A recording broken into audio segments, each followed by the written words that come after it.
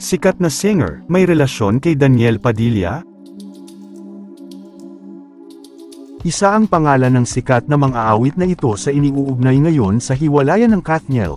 Gaano nga ba katotoo ang chika na ito na di umano'y maging siya ay naging karelasyon din ng aktor na si Daniel Padilla?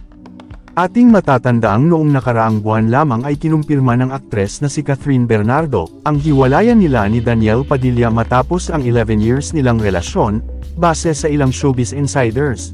May third party sa hiwalayan ng Katniel, at iba't ibang babae na nga ang nakaladkad sa isyu tulad ni Andrea Brillantes, na hanggang ngayon ay tahimik pa rin sa pagkakalink niya kay Daniel.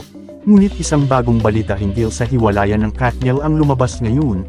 Nakasaad dito na umano'y luma na si Andrea, dahil ang sikat na singer daw talagang ito ang bagong karelasyon ni Daniel. Nagsimula raw ang relasyon ni Daniel at sikat na singer na ito nang magkasama sila sa 12th PMPC Star Awards for Music. Ang tinutukoy nga nila ay ang sikat na OPM singer at hugot queen na si Moira de la Torre. Matatandaang nag-collab sina Daniel at Moira sa kantang Mabagal, na nanalo pa bilang Collaboration of the Year at Song of the Year sa nasabing awards show.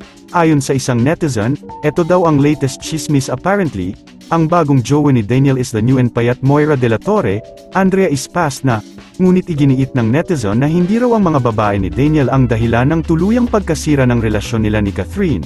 Ayon pa sa netizen, umano'y sangkot ang mga nanay nina Daniel at Catherine at issue sa pera.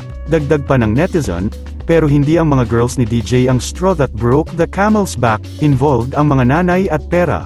Matatandaang nabanggit ng veteranong showbiz columnist na si Christy Fermin sa episode ng Showbiz Now na tungkol sa di umano'y utang ni Carla Estrada sa pamilya ni Catherine na lumaki raw ng ilang milyon. Samantala, nag-react naman si Ogie Diaz sa paglilink ng fans kay Moira sa hiwalayan ng Katniel. Giit pa ni Ogie, imposible umano ang alegasyong ito ng fans, kahit pa magkapit-bahay sina Daniel at Moira.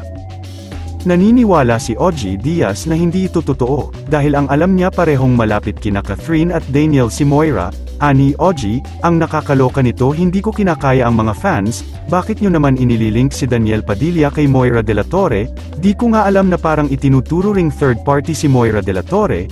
Samantalang, sa pagkakaalam ko lang ha, nag-collab lang yung dalawa sa Gusto Kitang Isayaw ng Mabagal. According sa kausap ko, imposible daw yun. Saka yes, magkapit bahay si Daniel at si Moira, at kaibigan ni Moira si Daniel at Catherine.